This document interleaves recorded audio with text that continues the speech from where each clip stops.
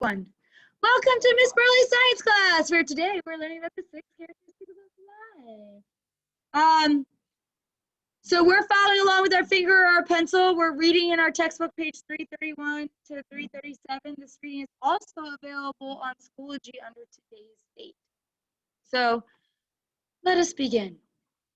Characteristics of life. Look around your classroom and then at figure 1.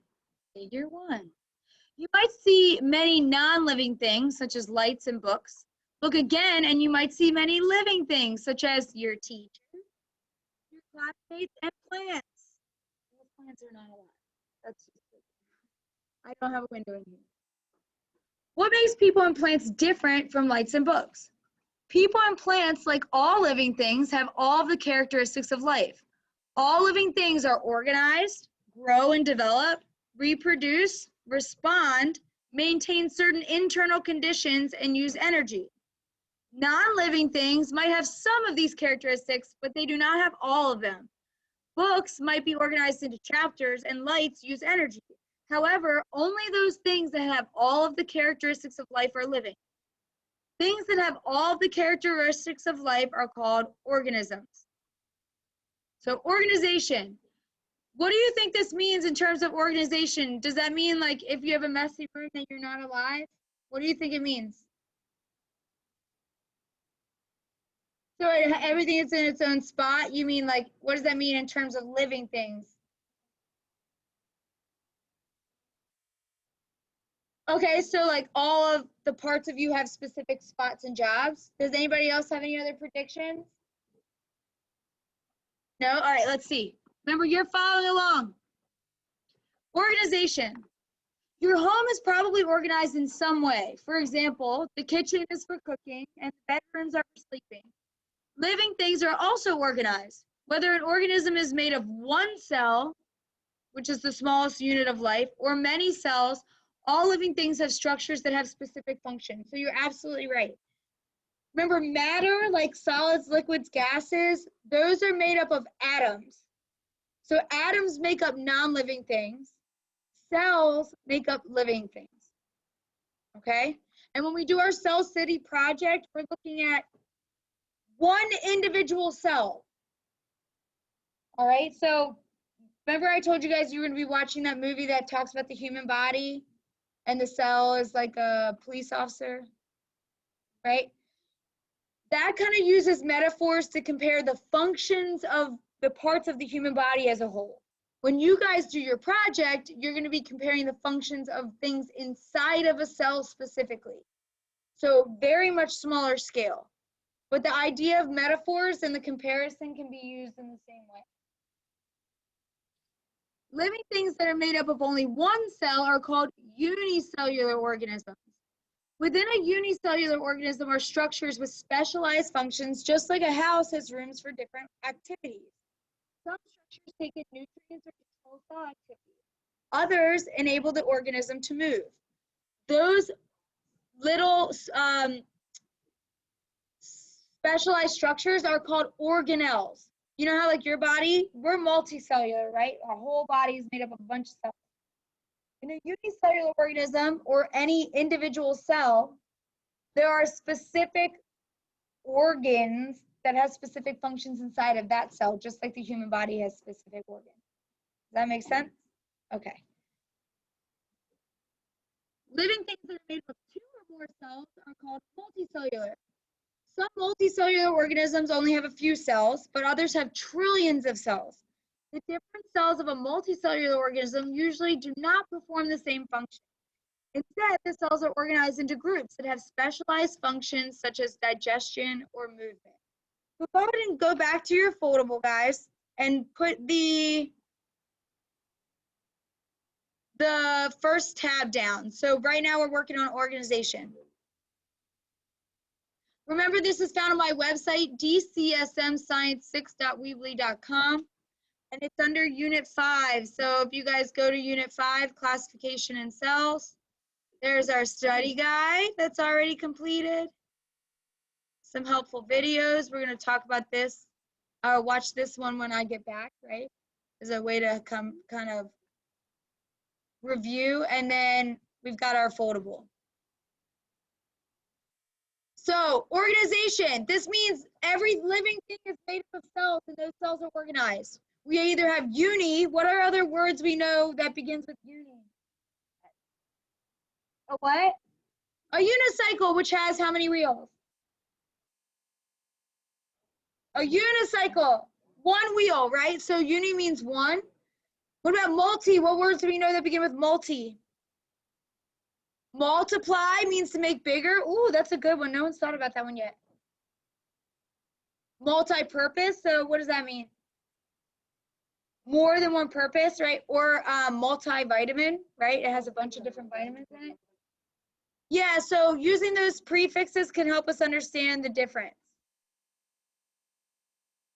So all this says is in order to be alive, you have to be made up of cells, whether it's one cell or a bunch of different cells.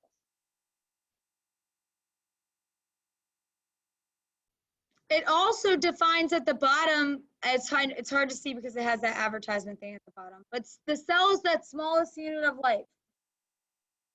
And an organism is something that has all 6 characteristics. So I'm going to scroll down just ever so slightly so you guys can see that. You do not need to list those 6 characteristics at the bottom, just the definition of an organism and the definition of a cell.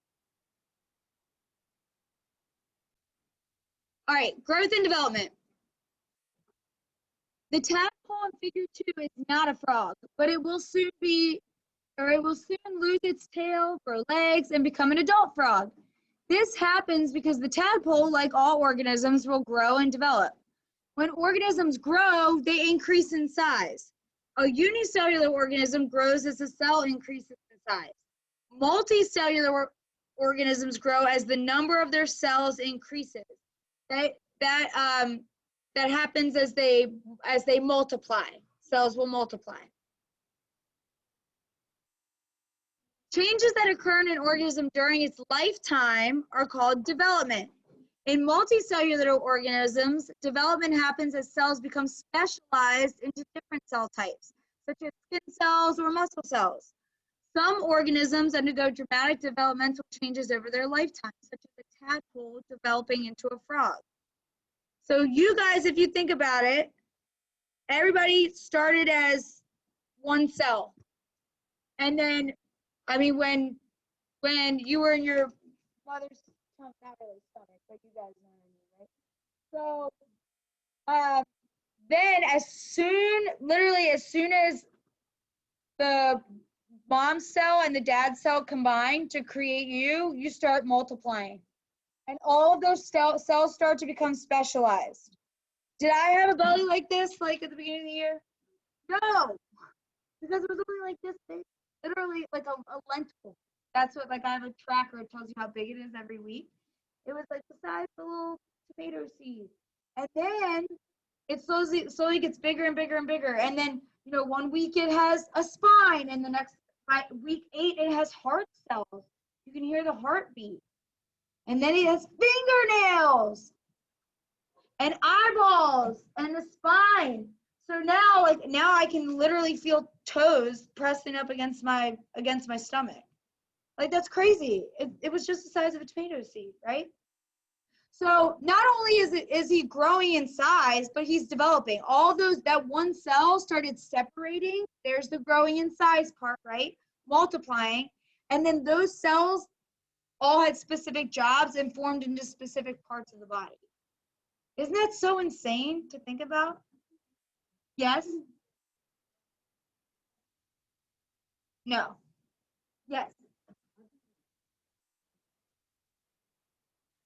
So you have something inside of you called DNA, right? Everybody knows about DNA. It's like a blueprint or a recipe on how to make a you.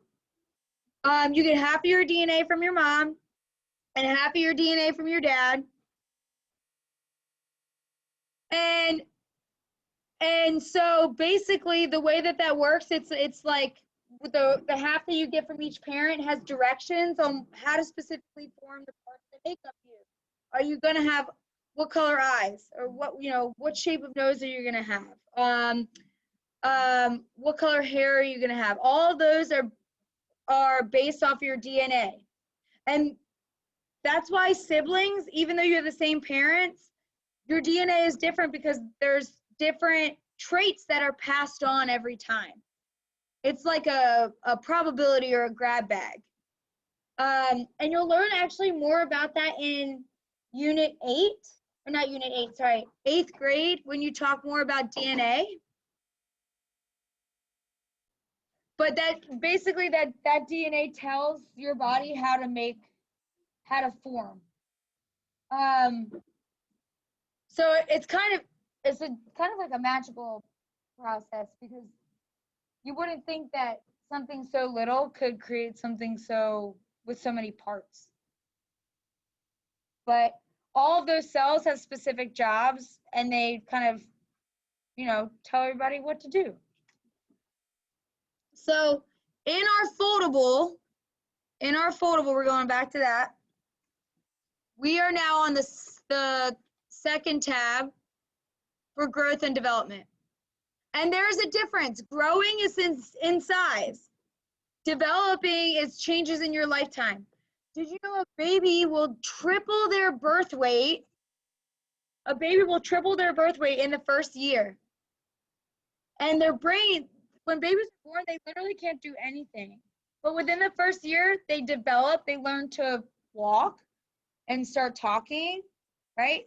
They develop something called object permanence, which is at first when you leave a room, a baby thinks you have literally disappeared and you are gone forever. It's true. They do not understand that you are right around the corner, right? Like if I go into a different room, the baby thinks that I am literally gone forever. And then, yeah, it's crazy. And then they develop, they're like, oh, she's not gone forever. She's just in another room. It takes them time to learn that, to develop. They can sit up, right? So those are like developmental milestones that babies hit: crawling, walking, babbling, following things with their eyes. You guys are in the second biggest stage of development in your life.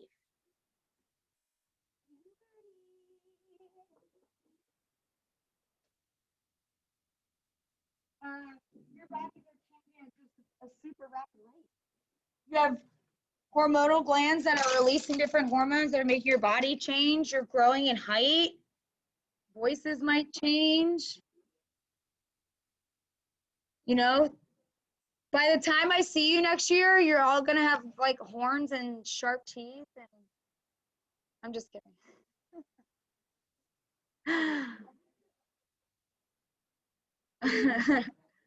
It feels like that. I've warned you guys, though. I told you, I said, please don't turn into those monstrous 7th graders, right? The ones that are really mean and don't care about important things. Reproduction. All organisms grow and develop. They usually are able to reproduce.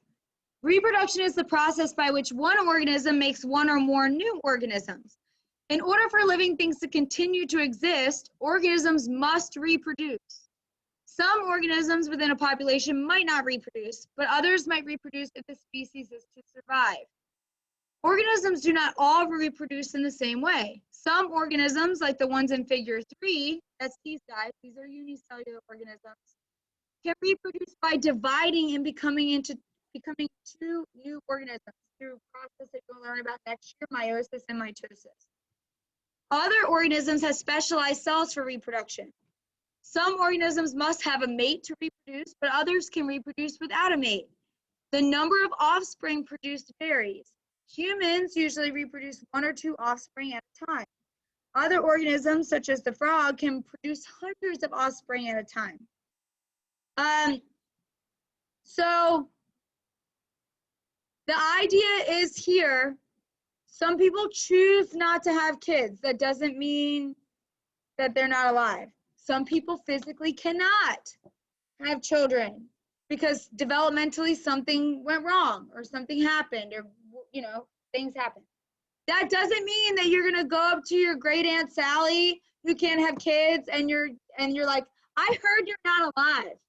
That's not how that works. It just sometimes things happen. So please don't go up to your great Aunt Sally. But know that this also applies to plants too, right? Plants, animals, humans, all of those things are alive. So reproduction, to keep a species alive, like on Earth, to repopulate the Earth, organisms need to reproduce so they don't go extinct. That's why when animals start to become endangered, they typically take them into captivity and breed them so that they can slowly repopulate that species. Otherwise, they will die out. They will die out. There will not be any more left. And then sexual requires a mate. Asexual does not require a mate. So some organisms can reproduce just by separating on their own, and some need a mate in terms of pollination, whether it be a flower or humans or animals. Responses to stimuli. If someone throws a ball toward you, you might react by trying to catch it. This is because you, like all living things, respond to changes in the environment. These changes can be internal, inside, or external, outside, and are called stimuli. Internal stimuli. You respond to internal stimuli every day. If you feel hungry, then you look for food. You are responding to an internal stimulus, the feeling of hunger. The feeling of thirst that causes you to find and drink water is another example of an internal stimulus. External stimuli. Changes in an organism's environment that affect the organism are external stimuli. So something that is stimulating you that is in your outside environment. Some examples of external stimuli are light and temperature. Many plants, like the one in figure 4, will grow toward light. Does anybody know what that's called when plants grow towards light? No? It's called phototropism. Photo meaning light. Phototropism. Many you respond to light too. Your skin's response to sunlight might be to darken, turn red, or freckle. Some animals respond to changes in temperature. The response can be more or less blood flowing to the skin. For example, if the temperature increases, the diameter of an animal's blood vessels increases. This allows more blood to flow to the skin, cooling an animal. Did everybody know that? No? Okay.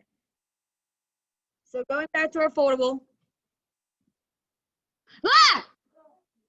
Congratulations, you responded to stimuli. You're alive.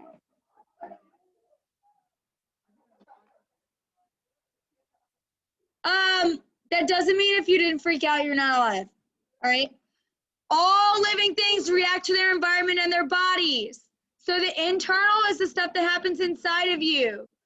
When your stomach growls, you eat. When you have a full bladder, you go to the bathroom. When you have a dry mouth, you drink water. Externally, your pupils dilate when you go outside. Right? Your pupils get smaller to let less light in, and when you go inside, your pupils get bigger to let more light in because it's darker. When it's too cold, you shiver. That means to help get your body moving to bring up your body temperature. You might get goosebumps. That goosebumps provides a layer of air between your skin, like a fluffy blanket. A fluffy jacket. When it's too hot, you sweat to cool your body down. But plants and animals may respond differently, like based off of their species, but they still respond. Stimuli just means something that is stimulating you. Something that requires a response.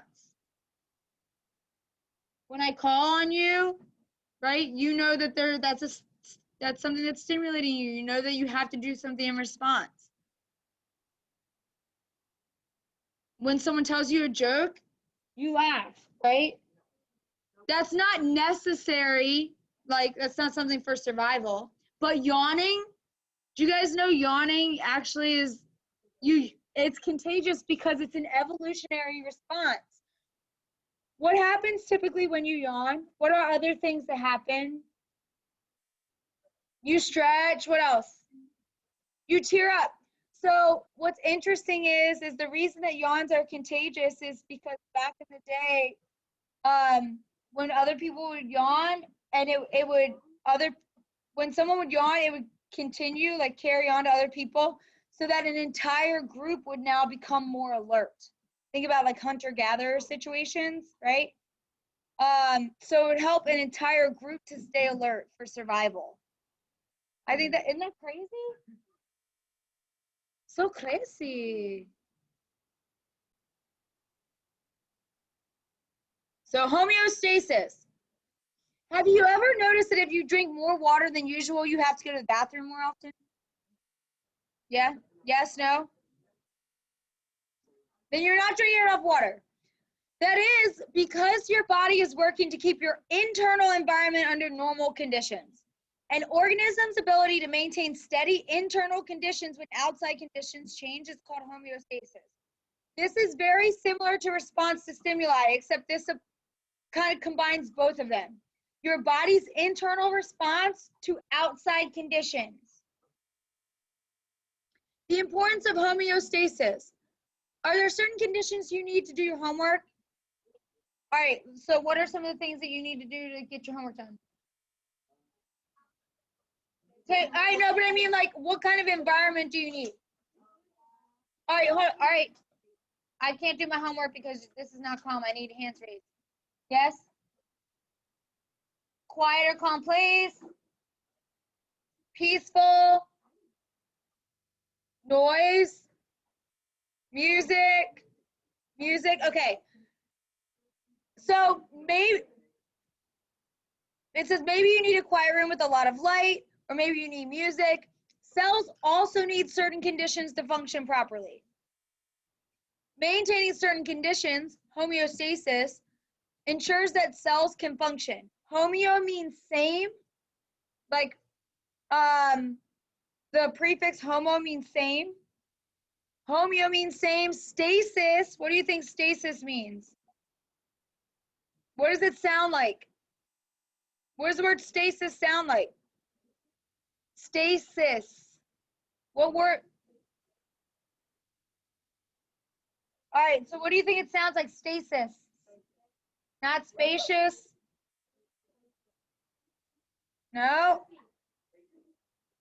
All right, it means state or status. Oh, statistics? Okay. So it means, oh, hey. So that prefix homeo or homo means same, like homozygous. It means like same cell. Heterozygous means different cells. You guys, I already know because you all started looking at each other as soon as I said the word homo and hetero. We know in terms of hetero and homosexual, right? If related to what you know, all right? And then stasis means status or condition. This ensures a cell can function. If cells cannot function normally, then an organism might become sick or even die. So when your body, this is like when you guys, when your body temperature is too high, that's your body's way of letting you know, hey, I'm having trouble maintaining homeostasis. I'm struggling to keep a steady internal temperature. I need your help. Our body regulates this on its own. This is that response to stimuli. And then again, if it can't, it sends you signals, like to let you know that you need to go see somebody to help you. So a person might not survive if his or her body temperature changes more than a few degrees, from 98.6. They use Celsius, but that's 37 degrees Celsius. When your outside environment becomes too hot or too cold, your body responds, sweats, shivers, or changes the amount of blood flow. Unicellular organisms such as paramecium, that's like a unicell, just one cell, also have ways of maintaining or regulating homeostasis. A vacuole, contractile vacuole, holds liquid like water, collects and pumps excess water out of a cell, just like our bladder does, right? We can become sick if we don't use the restroom. We can develop infections. We can become sick if we don't take care of cuts, right? So little things that our body does on its own, use the restroom, sleeping. These are ways that our body maintains homeostasis. So going back, I'm just going to clarify something for you guys. This says methods of regulation, and then on the side it says examples. So homeostasis is an organism's ability to maintain steady or stable internal conditions, so inside your body. Like homeo means home, like inside your body, right? Like your body is a house. Some of you may have heard the term your body is a temple, right? You've never heard the phrase that your body is a temple, so you should treat it like a like a sanctuary, like you should treat it well, right? So when outside conditions change, we want the inside of our bodies to still work and function.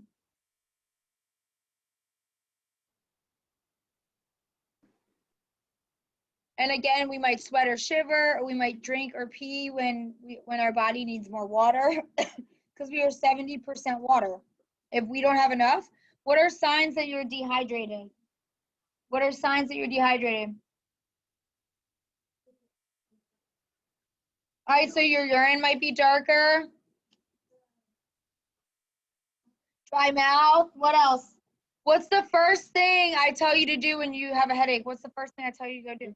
Go drink water. Because your blood vessels constrict, which can cause a headache. Then you have to pee more. That's your body's way of regulating the amount of water, making sure you have enough.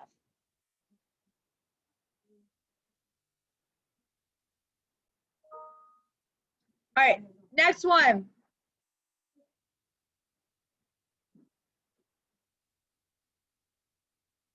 Energy. So this is available on my website if you missed anything. Energy. Everything you do requires energy. This is why we call it chemical potential energy, because it has the potential to give you energy or to do things. Digesting your food, sleeping, thinking, reading, maintaining all these characteristics requires energy.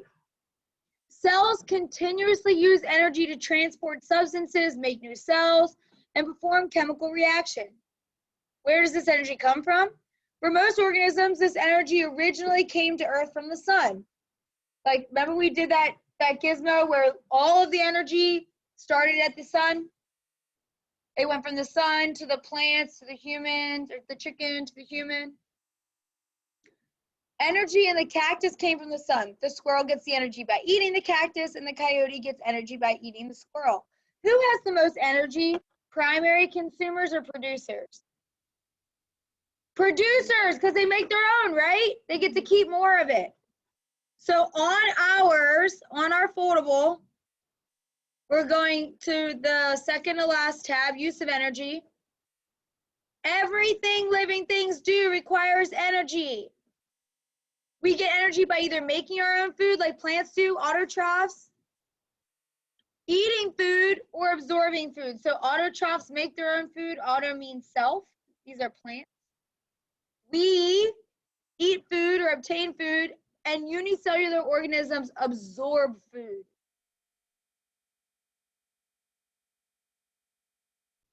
All right, so our last section is cell theory. Again, theories are tested many, many, many times by many, many scientists, so this is proven to be true. Cell theory is that last tab. You do not need to write all of this. Robert Hooke built the first microscope and observed cells. He noticed that all cells had these characteristics. All cells, or all living things, are made up of one or more cells. That's organization, right? That's a characteristic of life. The cell is the smallest unit of life. What characteristic of life is that? What characteristic of life is the cell the smallest unit? Which tab did we write that on? The cell is the smallest unit of life. Emerson? It is also organization. And then last but not least, all new cells come from, you could write old cells, from pre-existing cells. What characteristic of life is that? That all new cells come from old cells. Somebody other than Emerson, what characteristic of life is it that all new cells, all new life comes from old life? What characteristic of life is that? Which tab was that? All new life comes from old life. Reproduction. Very good. So these three things were what that scientist observed when he was looking under the microscope. All living things have at least one cell. And we will learn to classify those living things into different groups based off of that characteristic, unicellular and multicellular. All living things have at least one cell. It's the smallest unit. And then again, all new cells, so all new life comes from old life. If a cell is dead, it cannot produce new life. I can't plant a dead plant and expect it to produce a new plant, right? Once my plant dies, it's done. Miss Burley, your camera off. I know, I turned it off for a second, honey.